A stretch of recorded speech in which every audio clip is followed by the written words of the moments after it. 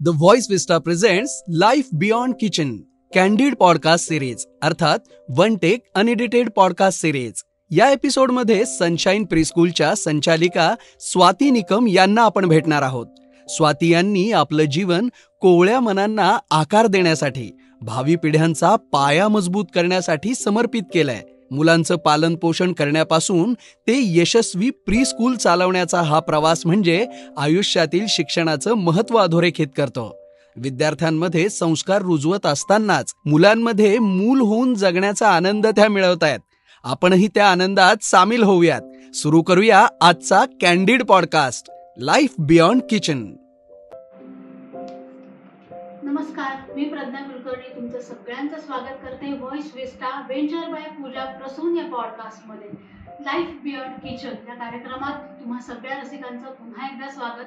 तुम्हाला माहितीच आहे, या कार्यक्रमामध्ये आपण विविध क्षेत्रातील मान्यवर अशा महिलांना बोलवून त्यांच्याशी गप्पा मारून त्यांच्याबद्दल, त्यांच्या क्षेत्राबद्दल विविध गोष्टी जाणून घेत असतो. आजच्या आपल्या लाईफ बियॉन्ड किचन या कार्यक्रमात आलेल्या खास पाहुण्या आहेत, ज्या सामाजिक आणि शैक्षणिक या दोन्ही क्षेत्रांमध्ये अतिशय यशस्वी अशा महिला आहेत. आणि त्यांचं स्वागत मी इथे तुमच्या सगळ्यांसमोर करते आहे. स्वाती संजय निकम. नमस्कार स्वाती. लाईफ बियॉन्ड किचन या आमच्या कार्यक्रमात तुमचं खरंच मनापासून स्वागत आहे. अनेक पुरस्कारांनी सुद्धा तुम्हाला सन्मानित करण्यात आलेलं आहे. मला सांगायला अतिशय आनंद वाटतो की सावित्रीबाई फुले या पुरस्काराने सुद्धा त्यांना सन्मानित करण्यात आलेलं आहे. त्यांच्याबद्दल अधिक जाणून घेण्यासाठी मी थेट स्वातीताईंना असं विचारू इच्छिते की हा जो सगळा प्रवास आहे, तुमची या शैक्षणिक क्षेत्रामध्ये जी सुरुवात, यशस्वी जी वाटचाल तुम्ही करता आहात, त्याची सुरुवात कशी झाली? त्याची सुरुवात ऍक्च्युली लग्नाच्या आधी, म्हणजे माझी आई स्वतः टीचर आहे, म्हणजे तिच्यापासूनच मला ही प्रेरणा मिळालेली आहे. आणि तेव्हाच मला ऍक्च्युली डीएड वगैरे शिक्षक बनण्यासाठी डीएड वगैरे करायचं होतं, पण काही परिस्थितीमुळे मी नाही बनू शकली.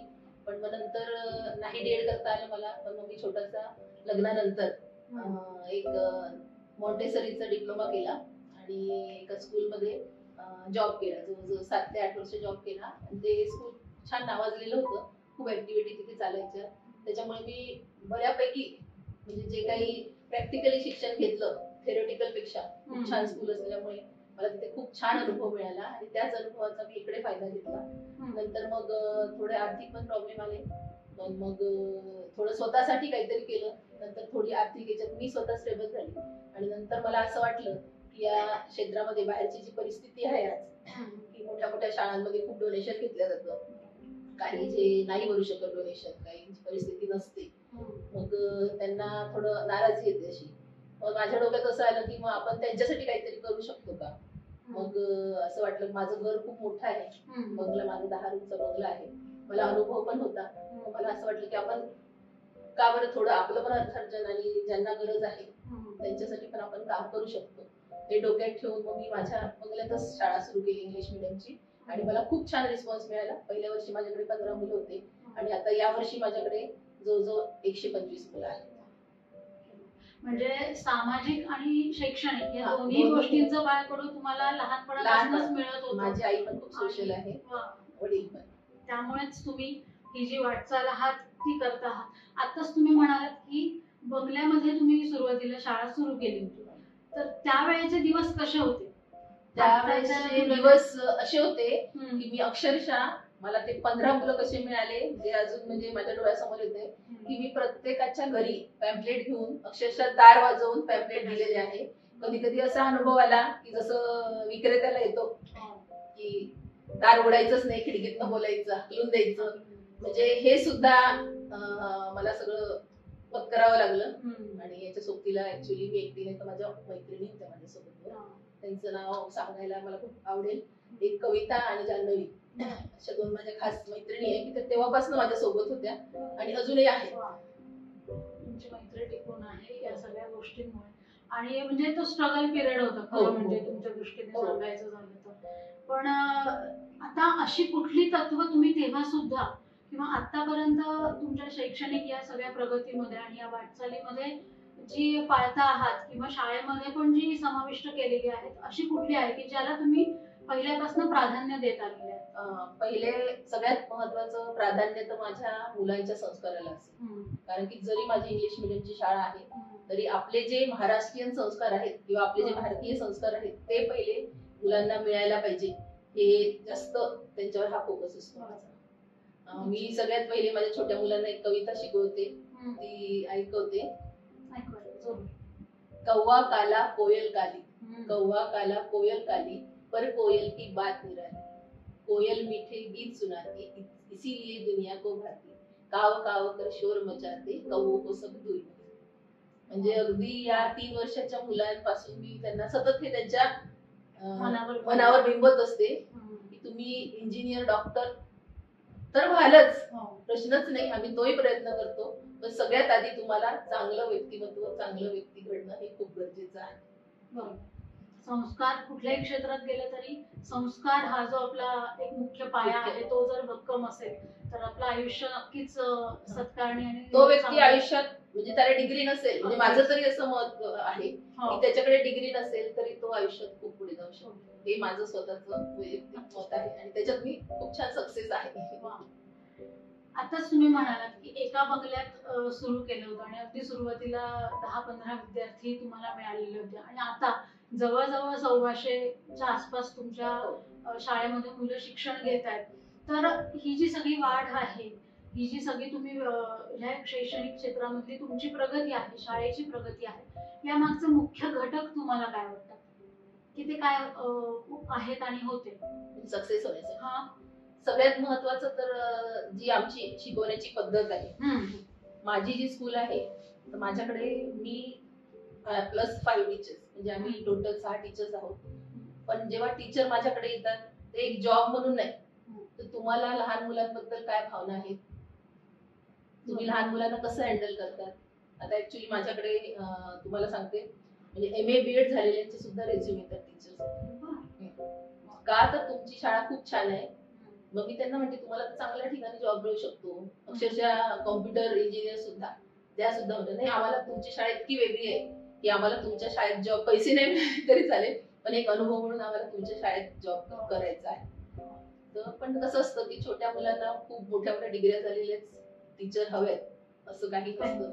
एक त्यांच्याशी तुम्ही अटॅच झाले पाहिजे, भावनिक संबंध त्यांच्याशी असले पाहिजे.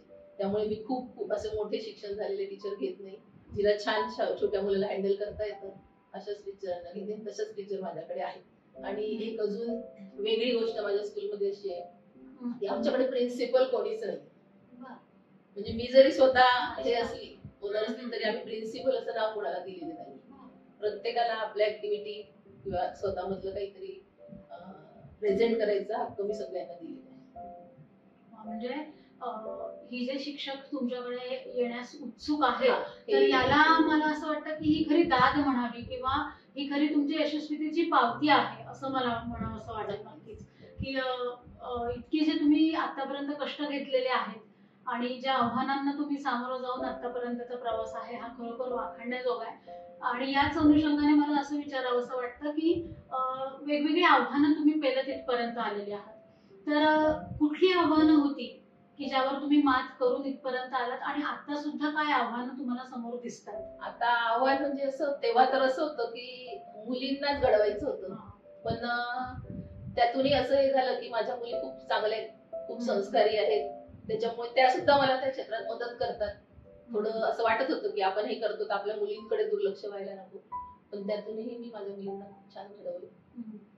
खूप छान आहेत माझ्या मुली. 2 मुली आहेत मला. मोठी मुलगी लग्न होईपर्यंत ती पण मला खूप सहकार्य करते आणि आता छोटी आई ती पण इंजिनिअरिंग करते प्लस ती मला पण शाळेत मदत करते. आणि मिस्टरांचा पण खूप सपोर्ट आहे, कारण त्यांनी जर मला पुढे जाऊ दिलं नसतं तर मी हे करू शकले नसते. फॅमिलीचा खूप छान सपोर्ट आहे. सहभाग आणि सपोर्ट असल्यामुळे साहजिकच आपली वाटचाल आणखी सुकर आणि सोपी होती. पण आता मला एक असं विचारावं असं वाटतं की नाशिक मधल्या सामाजिक आणि शैक्षणिक क्षेत्रामध्ये एक यशस्वी महिला म्हणून तुम्ही जेव्हा आता आहात तर या क्षेत्रातील महिलांचा जो सहभाग आहे त्याकडे तुम्ही कसं पाहता? म्हणजे शैक्षणिक क्षेत्रामध्ये महिलांचा जो सहभाग आहे जेव्हा तुम्ही सुरू केलं तुमचं सनशाईन प्री स्कूल सुरू केलं त्यावेळेचा सहभाग एक संस्था चालवण्याच्या दृष्टिकोनातून संस्था चालक म्हणून आणि आत्ताचं जे जग बदलतं आहे किंवा अनेक गोष्टी बदललेल्या आहेत, तर त्यावेळेला एक महिला म्हणून तुमच्या समोर काही वेगळं आव्हान होतं आणि आता काही वेगळी आव्हानं आहेत का? वेगळे आव्हान म्हणजे असं असतं की आपल्या कॉम्पिटिशनला पण बरेच स्कूल आपल्या एरियात होत असतात ना. तर आता हे माझं 11वं वर्ष आहे, तर माझ्या समोरच बरेच स्कूल माझ्या एरियामध्ये सुरू झाले आणि 1-2 वर्षात त्यांनी ते बंद केले. मग मला असं थोडं वाटायचं, अरे इतके छान छान स्कूल आहेत, मोठ्या मोठ्या स्कूल आहेत, तर एवढं आणि ते पैसे पण खूप खर्च करतात, डेकोरेशन हे ते इन्व्हेस्टमेंट खूप करतात आणि मी काहीच इन्व्हेस्टमेंट केलेली नाही. मग तेव्हा थोडंसं कुठेतरी मनाला असं वाटायचं, अरे यांच्या पुढे आपण टिकू की नाही. पण अगदी हे सगळं उलट झालं की माझ्याकडे जरी फी खूप कमी असली नॉमिनल, तरी पण माझ्याकडे वॉचमनचे मुलांपासून डॉक्टर इंजिनियर्सच्या मुलांपर्यंत माझ्याकडे शिक्षण घेतात. त्यामुळे आता ते पण माझं हे कमी झालं. एक भीती जी होती की आपण जर काहीच डेकोरेशन करत नाही किंवा काही नाही, आपण खर्च करत नाही, इन्व्हेस्टमेंट करत नाही, मुलांना खूप असे मोठे मोठे खेळणे देत नाही, तर आपल्याकडे कोणी येईल की. पण असं काहीच नाहीये. यावर्षी ऍक्च्युली मला ऍडमिशन बंद करावे लागले. म्हणजे महिलांचं मला असं विचारायचं की महिला एक संस्था चालवणं ही थोडी आव्हानात्मक गोष्ट पूर्वीच्या काळी होती का? होती. आणि आता ती आहे का? किंवा काही गोष्टी सोप्या झाल्यात असं तुम्हाला वाटतं का?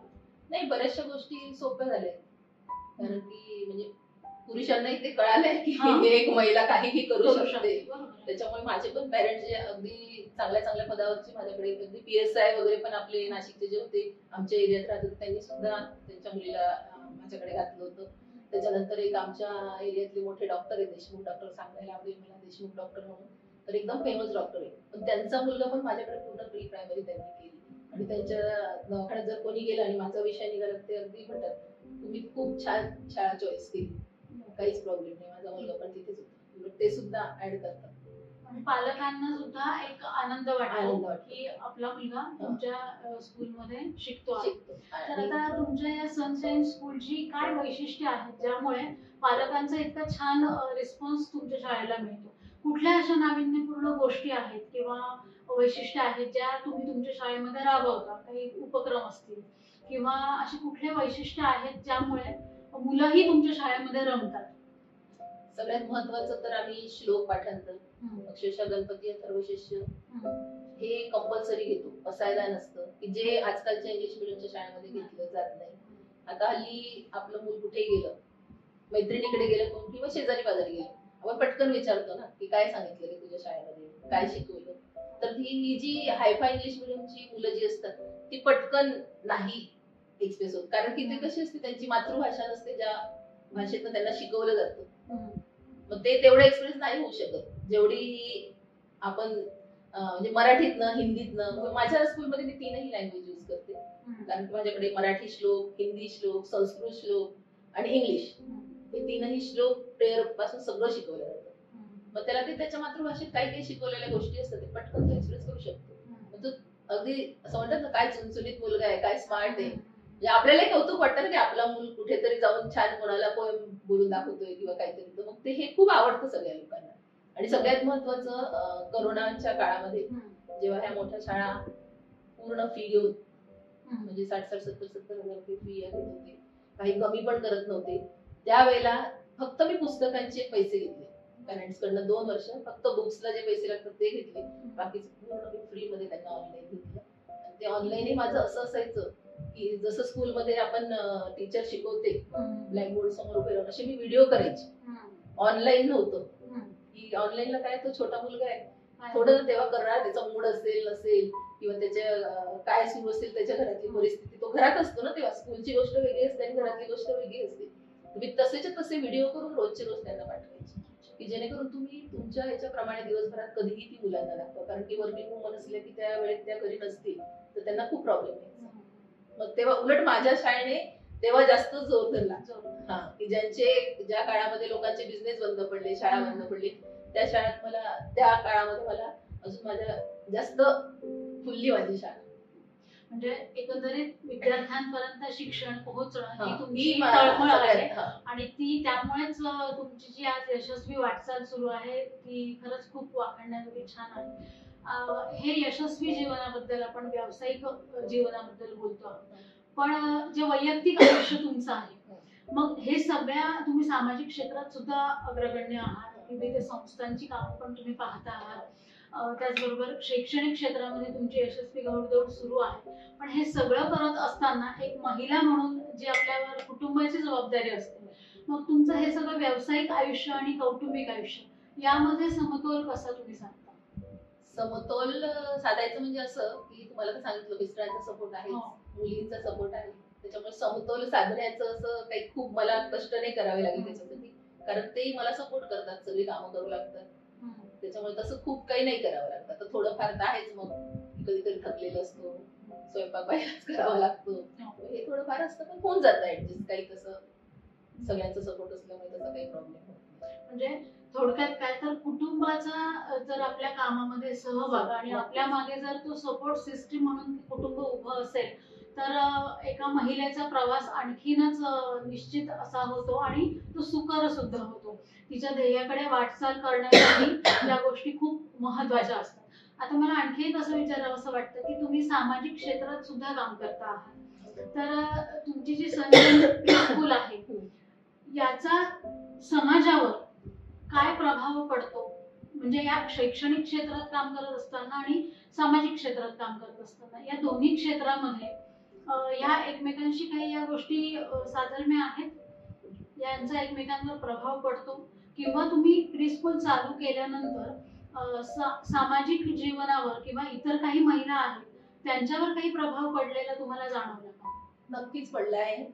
कारण की एक छोटस उदाहरण सांगते.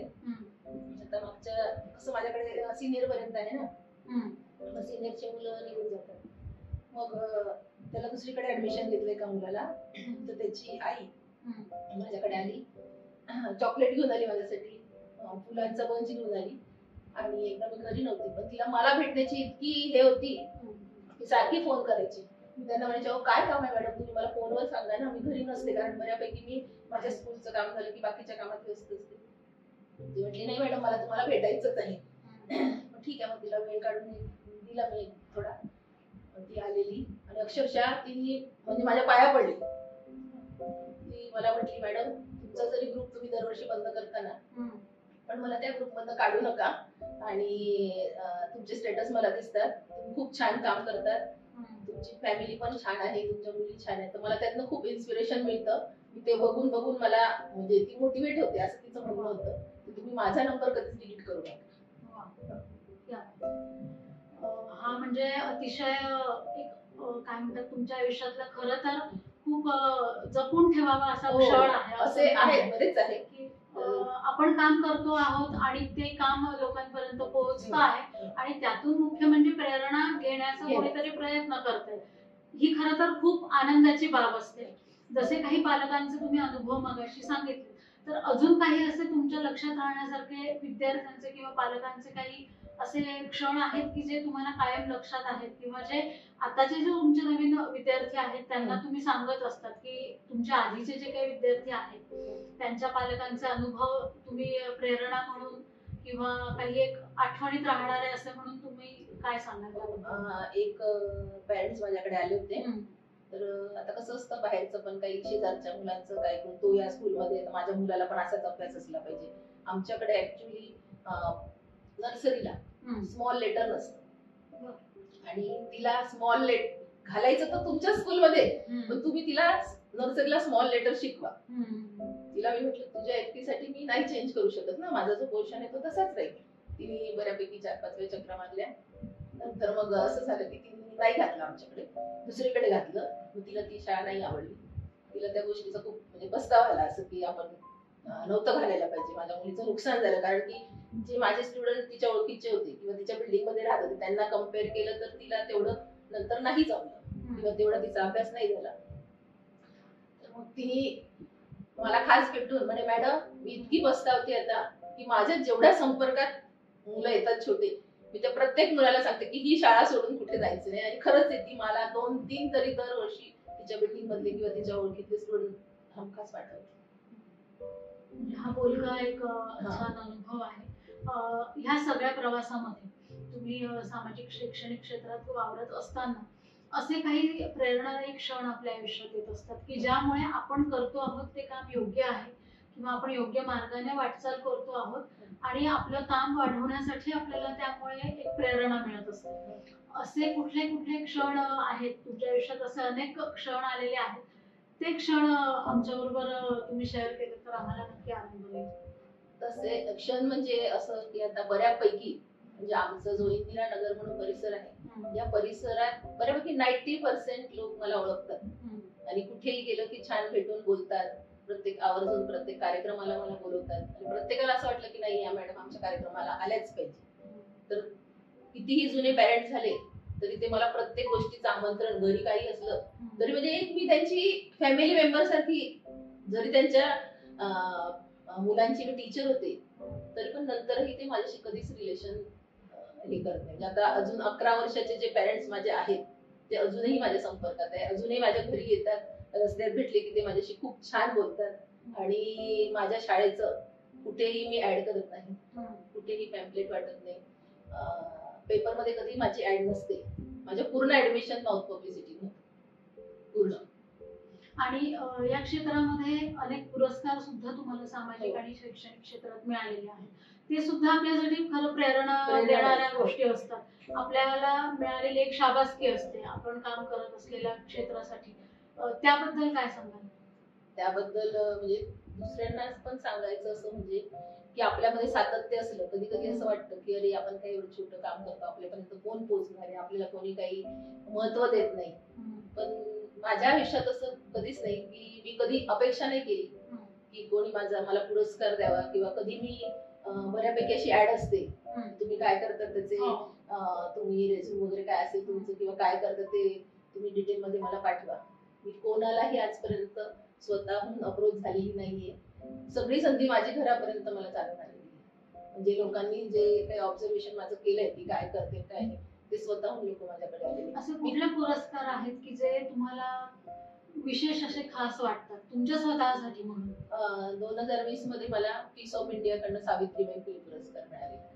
तो सगळ्यात जास्त, कारण तो शिक्षण क्षेत्राचा आहे त्याच्यामुळे मला तो खूप जास्त महत्वाचा वाटतो. आणि अशी सामाजिक क्षेत्रामध्ये मला 2019-20 मध्ये जो 7-8 पुरस्कार, एका वर्षी तर मला पूर्ण 5 पुरस्कार मिळालेले आहेत बरेच छोट्या मोठ्या संस्थेकडून. ह्या सनशाईन या प्री-स्कूल साठी तुमच्या भविष्यातल्या काय योजना आहेत? तुम्हाला काय अजून त्यासाठी करायचं आहे? तुमच्या मनात त्याबद्दल काय विचार आहेत? मनात विचार म्हणजे असं की मला तर खूप ऑपॉर्च्युनिटी आहेत की मला काही नगरसेवकांकडनं पण आहे की मॅडम तुम्ही तुमची शाळा वाढवा, आम्ही तुम्हाला सपोर्ट करतो, तुम्ही प्रायमरी वगैरे सुरू करा. बरेच जणांचं असं मोठ्या मोठ्या लोकांचं आहे पण मला ते नाही करायचंय. मला ते फक्त कोणाच्या अंडर मला जायचं नाहीये. कारण कसं होतं की नाही म्हटलं तरी मग ते दुसऱ्याच्या अंडर गेले की त्यांच्या मनाप्रमाणे आपल्याला वागावं लागतं. आणि माझं जे आहे की कमी याच्यामध्ये मला लोकांना चांगलं द्यायचं आहे, कदाचित तेव्हा ते सक्सेस नाही होणार. त्याच्यामुळे हे जेवढं माझ्यापर्यंत राहील, कारण की मी माझ्या मनाप्रमाणे ते निर्णय घेऊ शकेल आणि मला खूप मोठं करून माझी क्वालिटी खराब करायची नाही. कारण खूप मोठं झालं की मग आपण वैयक्तिक लक्ष देऊ शकत नाही आणि मला सगळ्यांकडे वैयक्तिक लक्ष द्यायचं. या शैक्षणिक क्षेत्रामध्ये जो तुम्हाला आतापर्यंतचा अनुभव आलेला आहे, अनेक विद्यार्थी घडलेले आहेत तुमच्या, तर ज्या महिला शिक्षिका होऊ इच्छितात, या क्षेत्रात येऊ इच्छितात, त्यांना तुम्ही काय मार्गदर्शन कराल की काय असायला हवं किंवा काय त्यांनी तयार होऊन या क्षेत्रामध्ये यायला हवं? तयार होऊन म्हणजे बरं, तुम्हाला जे काम पडेल, सगळ्यात महत्वाचं तर हे आहे की तुम्हाला जे स्कूलमध्ये काम पडेल, तुम्हाला जर शिकायचं असेल, काही गोष्टी आत्मसात करायच्या असेल तर तुम्हाला जे काही काम पडेल ते करणं खूप महत्वाचं असतं. तर ते काही टीचर नाही करत.